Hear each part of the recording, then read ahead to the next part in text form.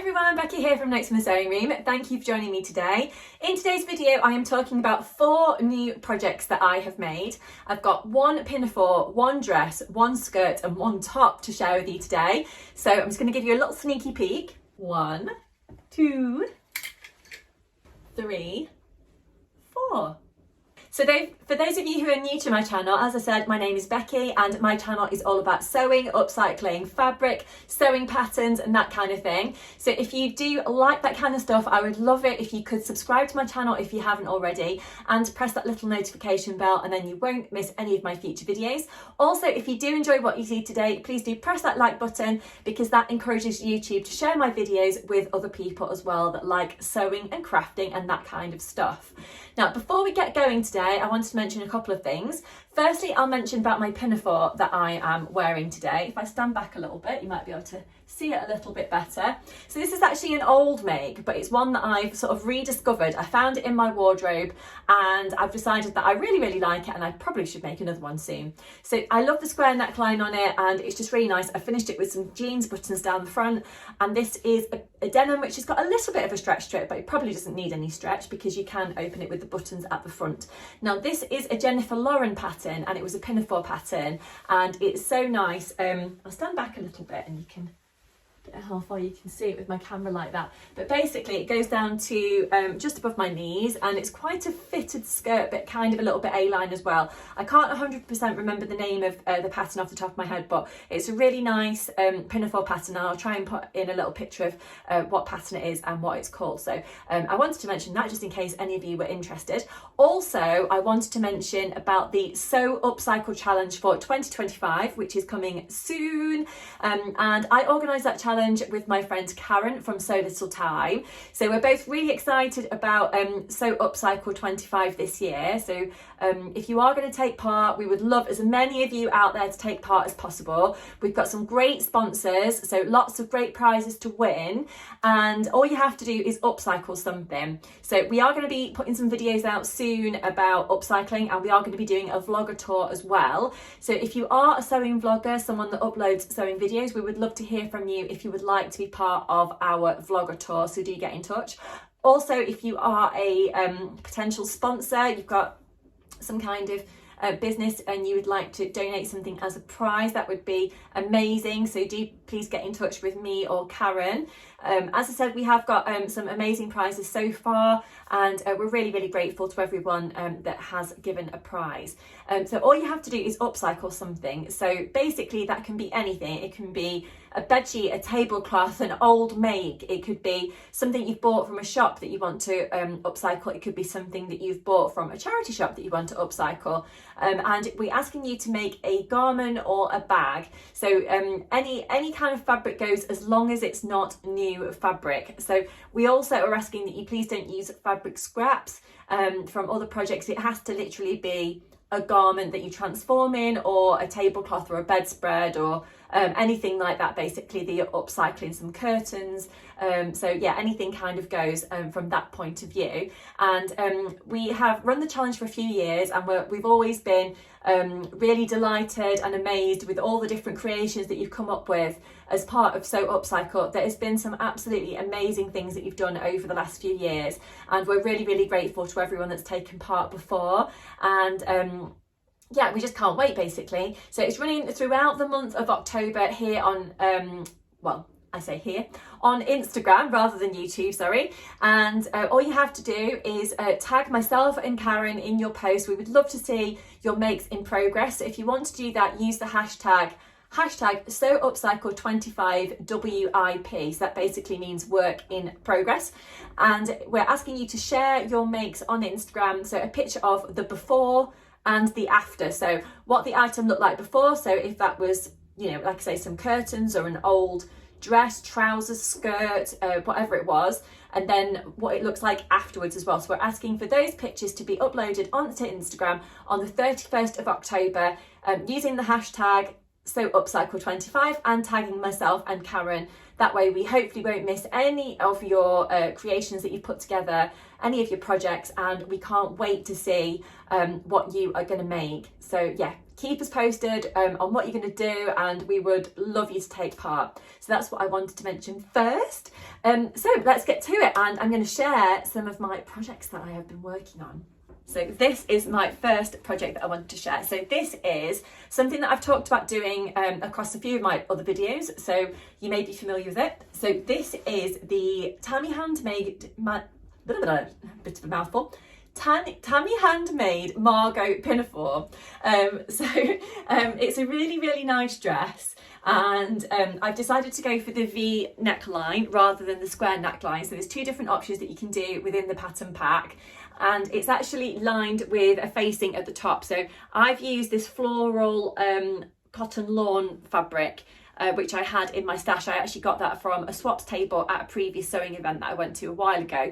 I've still actually got quite a lot of it left, so I could use that for another sewing project, but I thought it kind of worked okay on the inside of this project here. And the outside of the dress is actually a denim fabric, a non-stretch denim fabric, which I got from Rainbow Fabrics from when I went to the sewing shows and the knitting and stitching show at Harrogate last year, so later last year. And yeah, it's a really nice fabric that I've been hoping to use soon. I've got a little bit left, so I'm hoping that I can maybe make a bag with it or something like that. So I decided to go for a size 10 in the dress, or pinafore, whichever you want to call it. And I would say I've had to make a few changes to it. So I found that for me personally, it came up quite big around my top area. So basically around my bust, underarm, basically sort of down to my waist, hips area. So what I did was I sewed it up initially, didn't overlock it or anything like that. Then I put it on the inside out, kind of played around with the fit a little bit, kind of pinned myself in the dress. And then I used some chalk to mark on the inside of the dress where I wanted to take it into. Then I removed the pins, sewed it on my sewing machine, then repeated the process to just check if I was happy with the fit. And then when I was happy with the fit, I had to do that a couple of different times to actually get the fit right. And then after that, I overlocked it, etc. Now, to do the facing on the inside, you use the burrito method. So in the instructions, I found them to be really good, and it just talk you through how to do the burrito method really nicely. Now, I'm not someone that loves doing the burrito method. I know some people absolutely love it and they get on with it really well. I struggle with it sometimes, and I really needed those instructions to kind of hold my hand and guide me through the process. So, but they did, and I managed to do the burrito method. I started to make this at a sewing day that I went to, and my friend Becky had to help me to try to pull part of the denim through one of the arm sockets, through one of the shoulder bits, because I kind of got it stuck, because this denim's quite a heavy denim, and I kind of got it stuck through this kind of upper channel here, but we got it out and it was all good, so that's really good. In terms of the length of the dress, I actually added 4 inches onto the bottom, because for me personally it comes up a little bit short, just straight out the pattern pack. So I'm 5'10", so I wanted to add a little bit of length to it, just so I didn't sort of personally find that it was too short. Now, when I'd actually sewed it up, I thought that actually I'd added on a little bit too much length in the end, so I ended up cutting off 1 inch, so then it was 3 inches longer, if that makes sense. And then I did a nice little hem around the bottom of it. So I didn't use any bias binding or anything, I just hemmed it myself. So I've probably used about a 1/2 inch hem there. Yeah, so it's a really nice pinafore dress that literally slots on over your head, so there's no fastenings, no buttons, no zips or anything faffy like that to have to put in. The most tricky part, I would say, was actually putting in the facing, but that was all fine. I've worn it once already and it felt really nice actually to wear it, and I could definitely see myself making some more of these pinafores in the future. I will pop in a little picture of me wearing the dress so you can actually see it kind of out and about and what it actually looks like on my body as well. If you've made this, I'd love to know if you tried the V neckline or the square neckline, what kind of fabric you used, how you found it, if you found that the measurements were okay for you. Maybe it was just me, maybe it was like a user error as to, you know, why it was a little bit bigger on the top. I'm not sure, but I'm really happy with it now, and I can see me getting a lot of wear out of this over the winter months. I can see me layering something up underneath it, like a nice jumper, and wearing it with some nice snuggly tights and boots or trainers or whatever. So yeah, this is definitely going to be one that I keep reaching for, I think. The next project that I wanted to share with you today is actually one that I've mentioned a couple of times before that I wanted to do, and this is the skirt here. So this is an Ava skirt by Sew Over It. So it's one of my absolute favourite skirt patterns, and you'll know that if you watch my channel because I've made it quite a few times, and it's just one that I really like. Just fits me really nicely. I find it to be quite smart but yet casual at the same time, depending on what fabric you use. And I just find it to be really, really comfortable. Looks good with tights, without tights, with something tucked into it, with a nice cardigan, you know, you name it. I just love this skirt. So this one is actually made out of a Fabric Godmother denim, and it's one of the Ace denims in the grey colourway. It's such a nice denim fabric. I have it in the brown colourway as well, and I just couldn't wait to get my hands on some of the grey colourway as well. So I bought myself 1 metre of the fabric, and I'm pleased to say that it's made to me in Ava skirt. So if you are unfamiliar with this pattern, it has been around for quite a while. It's got a fitted waistband, it's got an A-line sort of finish to it, shape to it. It's got 2 darts on either side of the back panel of the back. You could make it with a invisible zip, or I've done a kind of lap zip here that you can see running down the back there.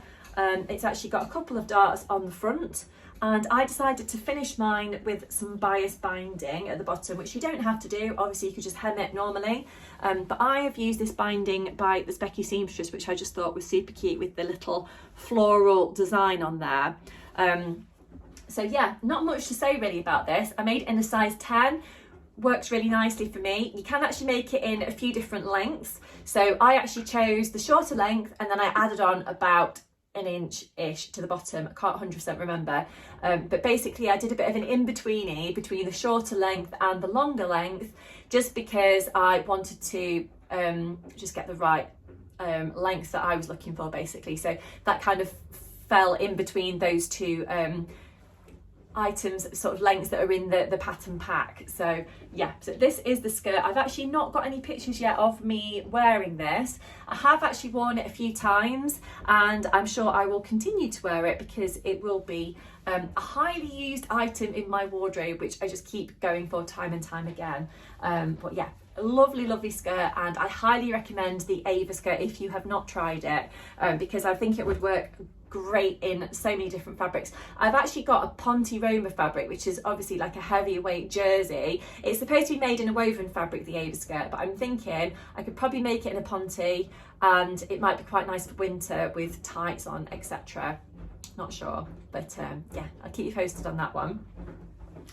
So the next thing that I want to share with you is a little top that I've made out of a gorgeous fabric which I was given for my recent birthday.